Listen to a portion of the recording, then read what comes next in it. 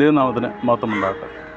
കഥാൽ പ്രിയരെ, നമ്മൾ അല്പനിമിഷമായിട്ട് ഇന്ന് ചിന്തിക്കുന്ന ഒരു വിഷയം ആദത്തെക്കുറിച്ചാണ്. സ്വർഗത്തിൽ ഏദനിൽ നടന്ന ചില സംഭവങ്ങളുടെ പുറകെ നമുക്കൊന്ന് ചിന്തിക്കാം. ഒന്നാമതായിട്ട് ഇപ്രകാരം ഒരു ചിന്തയാണ്: എന്തുകൊണ്ട് സാത്താൻ പാമ്പിനെ ഉപയോഗിച്ചു?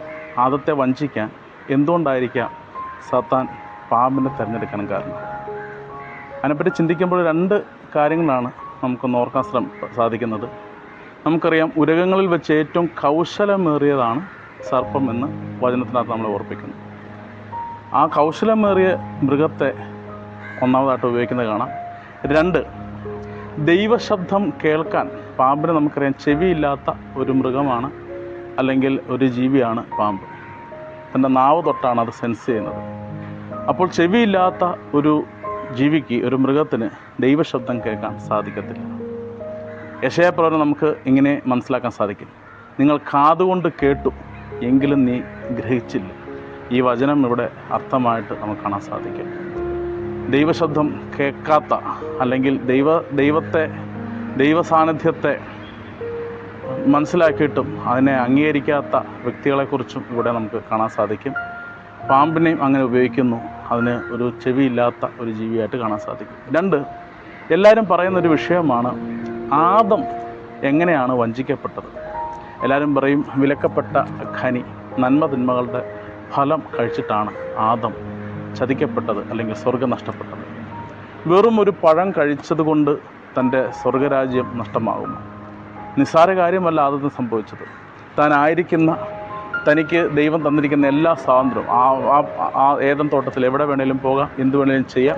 ഒറ്റ കാര്യം മാത്രമേ അദ്ദേഹത്തിന് വിലക്കുണ്ടായിട്ടുള്ളൂ. അത് വിലക്കപ്പെട്ട ഫലം, നന്മതിന്മകളുടെ ആ ഖനി ഭക്ഷിക്കരുത്. സ്തോത്ര, ഹല്ലേലൂയ. എന്നാൽ എല്ലാ അനുഗ്രഹങ്ങളും ഉണ്ടായിരുന്ന, ദൈവം തന്നെ വഴി നടത്ത, ദൈവത്തോട് സംസാരിച്ച, ദൈവവുമായിട്ട് കൂടെ നടക്കുന്ന ആദത്തിന് ആ തൻ്റെ ഭവനം എങ്ങനെ നഷ്ടമായി? ഒരു ഫലം കഴിച്ചതുകൊണ്ട് മാത്രമാണ്.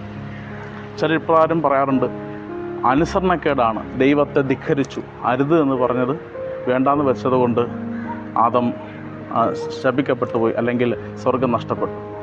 എന്നാൽ ചിന്ത ഇപ്രകാരമാണ്: എന്തുകൊണ്ട് ആ സ്വർഗരാജ്യം, അവനായിരിക്കുന്ന ദേശം, അവൻ വസ്ത്രത്താൽ പ്രകാശത്തെ ഉടുത്തവനായിരുന്നു ആദം. എല്ലാവരും പറയുന്നത് നഗ്നതയായിരുന്നു. അല്ല, ആദം സ്വർഗത്തിൽ ദൈവത്തിൻ്റെ മഹത്വത്തെ അണിഞ്ഞ ആദം, ദൈവത്തിൻ്റെ ഡിവൈൻ നേച്ചറിനെ ധരിച്ച ആദം, സർവ്വജ്ഞാനത്താൽ നിറഞ്ഞ ആദം, തൻ്റെ പ്രകാശ വസ്ത്രത്തിൽ നിറഞ്ഞ ആദം, സമ്പൂർണ്ണ ജ്ഞാനത്തിൽ നിന്ന ആദം തൻ്റെ ദൈവത്തിൻ്റെ അസ്തിത്വം നഷ്ടപ്പെടുത്തി. എന്ന് പറഞ്ഞാൽ ദൈവത്തിൻ്റെ നേച്ചർ, ഡിവൈൻ നേച്ചർ ആദത്തിലുണ്ടായിരുന്നു. തൻ്റെ ദൈവിക അസ്തിത്വം നഷ്ടപ്പെടുത്തിയതാണ് ആദം ചെയ്ത പാപം. ആ ദൈവിക അസ്തിത്വം നഷ്ടപ്പെട്ടപ്പോൾ അവൻ്റെ മഹത്വം പോയി, അവൻ്റെ പ്രകാശ വസ്ത്രം പോയപ്പോൾ അവൻ നഗ്നനാണെന്ന് തിരിച്ചറിഞ്ഞു. സ്വർഗീയ ജ്ഞാനത്തിൽ നിന്ന്, സ്വർഗീയ അനുഗ്രഹങ്ങളിൽ നിന്ന് ജഡരക്തങ്ങൾക്ക് സ്വർഗരാജ്യം അവകാശമാക്കാൻ സാധിക്കാത്തത് കൊണ്ട് ആ സ്വർഗത്തിൽ നിന്ന് അവൻ ഭൂമിയിലേക്ക് തള്ളപ്പെട്ടു. എങ്ങനെ സാത്താൻ ഭൂമിയെ അവകാശമാക്കി? ആദത്തെ നിർമ്മിച്ചത് എവിടെ നിന്നാണ്? ദൈവം ആദത്തെ മണ്ണിൽ നിന്നെടുത്താണ് നിർമ്മിച്ചത്. അപ്പോൾ ആദം മണ്ണിൽ നിന്ന് എടുക്കപ്പെട്ടവനാണ്. മണ്ണിൽ നിന്ന് എടുക്കപ്പെട്ടവൻ, ആ വാക്കിൻ്റെ അർത്ഥം തന്നെ അതാണ്. ഈ മണ്ണിൽ നിന്ന് എടുക്കപ്പെട്ട ആദത്തിൻ്റെ മേലാണ് അന്ധകാരത്തിൻ്റെ അവകാശം വന്നത്. അന്ധകാരം അവനെ പറ്റിച്ചത്, അന്ധകാരത്തിൻ്റെ വാക്ക് കേട്ടു. അങ്ങനെ മണ്ണിൽ നിന്ന് എടുത്തവൻ്റെ മേൽ അവകാശം വന്നപ്പോൾ അവനിലൂടെ ആ മണ്ണിൻ്റെ മേലും ആർക്കവകാശം കിട്ടി? സാത്താൻ അവകാശം കിട്ടി. അങ്ങനെ ആ ഭൂമിയിലേക്ക് അന്ധകാരത്തിൻ്റെ അവകാശം ഇറങ്ങി വന്നു. നമ്മുടെ മേൽ ദൈവത്തിൻ്റെ കൽപ്പനയിൽ നിന്നും ദൈവ തേജസ്സിൽ നിന്നും നമ്മൾ എന്ന് അകത്തപ്പെടുന്നുവോ, അപ്പോൾ നമ്മുടെ മേലും ഈ അന്ധകാരത്തിൻ്റെ സാന്നിധ്യം ഇറങ്ങി വരും. കഥാൽ പ്രിയരെന്ന് വളരെ ശ്രദ്ധിക്കണമേ. ദൈവവചനത്തിൽ നിന്ന് വിട്ടകലല്ലേ, അകന്നു പോകരുതേ എന്ന് ഈ വചനം, അല്ലെങ്കിൽ ആദത്തിൻ്റെ ജീവചരിത്രം നമ്മളെ ഓർപ്പിക്കുകയാണ്. ഇന്ന് രണ്ടാമത്തെ ആദമായി നമുക്ക് കടന്നു വന്നിരിക്കുന്നത്, നിന്നെ പാപത്തിൽ നിന്നും മരണത്തിൻ്റെ നിഴലിൽ നിന്നും രക്ഷിക്കുവാനും ദൈവത്തിൻ്റെ രാജ്യത്തിലേക്ക് തിരികെ നിന്നെ പ്രവേശിക്കുവാനാണ് യേശു വന്നിരിക്കുന്നത്. അതുകൊണ്ട് യേശുവിൻ്റെ വചനത്തോട് ചേർന്ന് നമുക്ക് ജീവിക്കാം. നഷ്ടപ്പെട്ട പാരഡൈസ് ലോസ്റ്റ്. ആദം എപ്പോൾ സ്വർഗത്തെ നോക്കി കരയുമായിരുന്നു. അയ്യോ, എൻ്റെ ഭവനം നഷ്ടപ്പെട്ടല്ലോ എന്ന് ഓർത്ത് അവൻ കരയുമായിരുന്നെന്ന് ആദം ഹവ്വ ജീവചരിത്രത്തിൽ പറയുന്നു.